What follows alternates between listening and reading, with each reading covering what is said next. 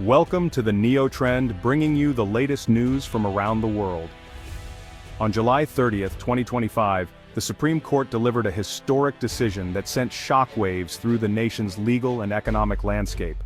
This ruling is set to fundamentally reshape American trade policy for decades to come, marking a turning point in how the United States manages its economic relationships with the world. For years, controversy and debate have swirled over the president's largely unchecked authority to impose sweeping tariffs, often without direct congressional approval or oversight. This power has been used by multiple administrations, sometimes sparking trade wars and uncertainty for American businesses and consumers alike. In a 6-3 decision, the court ruled to significantly limit the executive branch's power, declaring that Congress cannot delegate its core trade authority to the president without providing clear, specific guidelines and boundaries.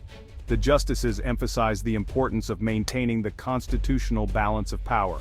Chief Justice Roberts, writing for the majority, stated that national security concerns cannot be used as a blanket justification for imposing tariffs on allied nations.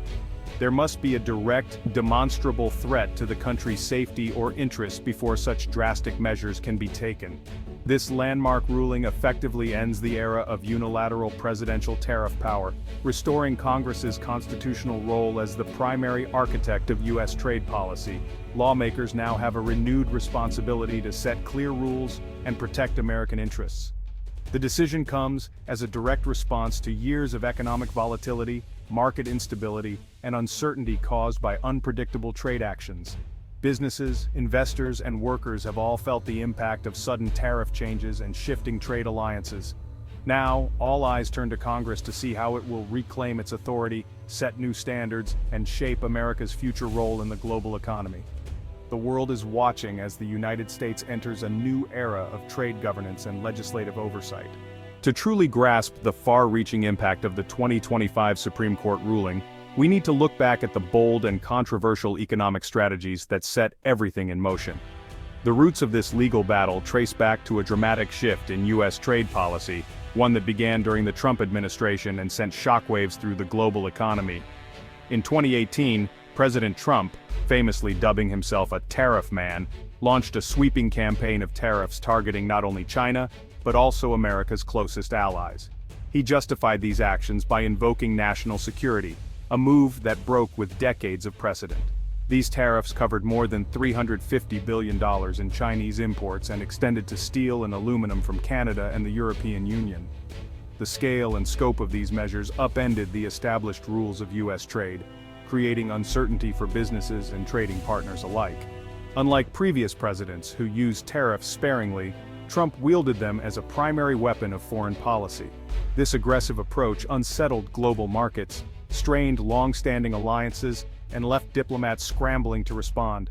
While a handful of U.S. industries such as steel and aluminum experienced short-term gains and a boost in domestic production, many more businesses, especially small manufacturers and farmers, faced rising costs, disrupted supply chains, and retaliatory tariffs from other countries.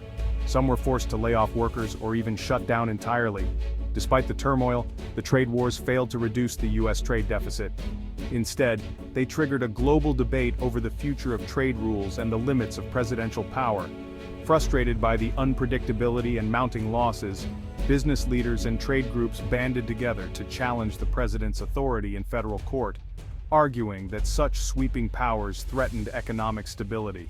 Their determined legal fight would ultimately set the stage for the Supreme Court's landmark decision, one that would redefine the balance of power over U.S. economic policy for years to come. At the heart of the tariff battle is a constitutional question: who controls America's trade? The Constitution gives Congress, not the president, the power to regulate commerce with foreign nations. Over time, Congress delegated some authority to the executive branch, hoping for nimble responses to global shifts. But President Trump's broad use of these powers, especially under the guise of national security, sidelined Congress and stretched the law's intent. The Supreme Court's 2025 ruling reasserted that Congress cannot hand over its core powers without clear limits. Vague appeals to national security are no longer enough to justify sweeping tariffs. The decision forces Congress to be more specific and deliberate when delegating trade authority. The balance of power in American trade has shifted back to the legislative branch. The Trump-era tariffs created clear winners and losers across the U.S. economy. Domestic steel and aluminum producers thrived, raising prices and expanding operations. But manufacturers using these metals, like automakers and aerospace firms, faced soaring costs, hurting profits and raising prices for consumers.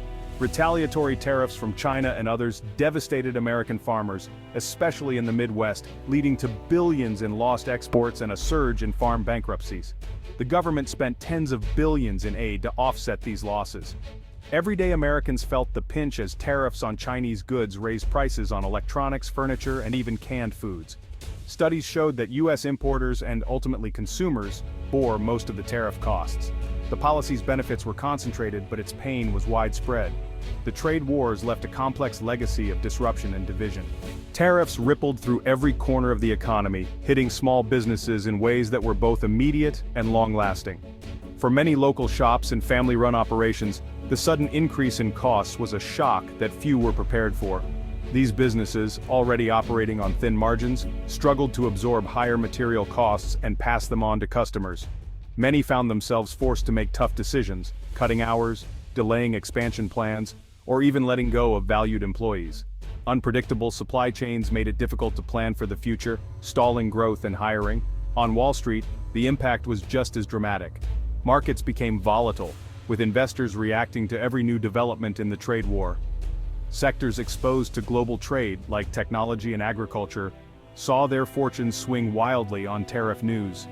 Companies that relied on exports or imported components faced sudden uncertainty, making it harder to invest or innovate. Investors shifted strategies, moving money into companies less reliant on global supply chains or those seen as more insulated from international disputes. This created winners and losers overnight, reshaping portfolios and retirement plans. While the steel industry gained some jobs due to protective tariffs, the benefits were uneven. Studies found that overall, the trade war led to a net loss of over 245,000 American jobs.